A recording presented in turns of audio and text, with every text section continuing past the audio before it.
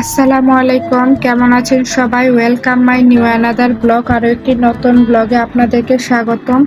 তো আজকে যে ব্লগটি কন্টিনিউ করতে যাচ্ছি, আপনারা ক্যাপশন দেখেই বুঝতে পারছেন যে আমি কি ব্লগটি করতে যাচ্ছি। তো আমার নিজের বাড়ি আর কি বাপের বাড়ি, সেটা আমি আপনাদের সাথে আজকে শেয়ার করতে যাচ্ছি। তো আমার বাবার বাড়ি হচ্ছে গিয়ে মাটির তৈরি, তো দেখতেই পাচ্ছেন এটা হচ্ছে গিয়ে ভিতরে প্লাস্টার করা, আর হচ্ছে গিয়ে দেওয়ালগুলো হচ্ছে গিয়ে মাটির।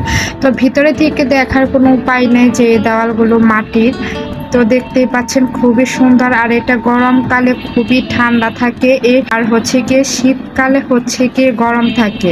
এটা আমাদের সবার, আমাদের ভাই বোন মানে সবারই এই ঘরগুলো পছন্দ, কারণ হচ্ছে গিয়ে যে প্রচণ্ড গরম তার মধ্যে এই ঘরটা খুবই ঠান্ডা থাকে, এর জন্য আর কি আমাদের বেশি ভালো লাগে। আর এটা আমাদের প্রত্যেক বাড়ি, তো এর জন্য হচ্ছে গিয়ে আমার আব্বা আম্মা এটা ভাঙতে দেবে না, এর জন্য আর কি এই ঘরটা রাখা।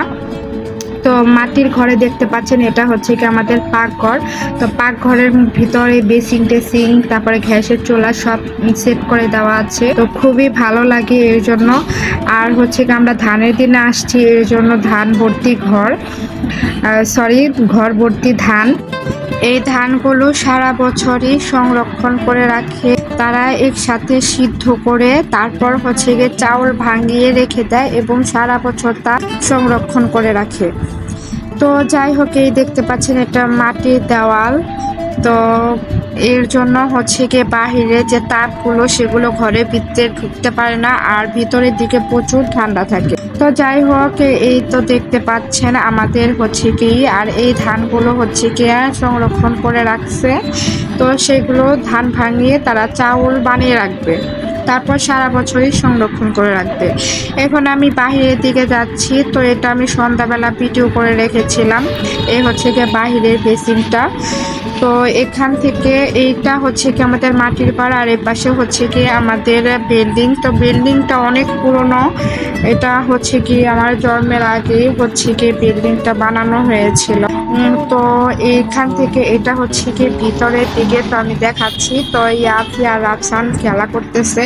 তো আমরা যখন এখানে আসি তখন ঘরটা এলোমেলো হয়ে যায়, কারণ ওরা হচ্ছে কি রাফসান বাবু প্রচুর খেলা করে এই জন্য। তো এদিকে হচ্ছে কি আম্মা আবার পায়েস রান্না করতেছে, একদম খাঁটি দুধের পায়েস।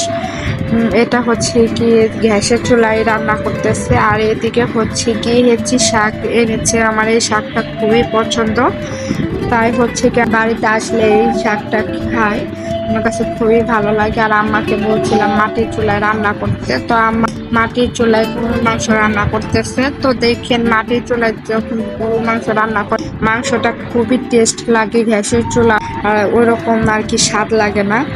তো আমার আম্মা, আমি বলছিলাম যে একটু ঝাল ঝাল করে মাটির চুলায় গরুর মাংস রান্না করতে, তো রান্না করতেছে দেখতেই পাচ্ছেন। তো এদিকে হচ্ছে কি দেশি মাছ ভাজতেছে একদম কড়কড়া করে। তো আমার তো বাড়িতে আসলে মাটির চুলা রান্নার খেতে খুবই ভালো লাগে। আর এদিকে হচ্ছে কি নতুন ধানের খুদের ভাত, সকালবেলা এটা আমাদের বেশিরভাগই সকালবেলা খাওয়া হয়, তো আমরা খাচ্ছি। ভাতটা আমার কাছে খুবই ভালো লাগে। আপনারা এটা কি নামে চিনেন অবশ্যই কমেন্টস করে জানাবেন। আর এই বাড়িটা হচ্ছে গিয়ে আপনার মানে যখন স্থাপন করছে তখন আর কি লিখে রেখেছিল, এটা হচ্ছে গিয়ে দেওয়ান মঞ্জিল। তো আমরা দেওয়ান বংশের জন্য আর কি দেওয়ান মঞ্জিল দেওয়া হয়েছিল।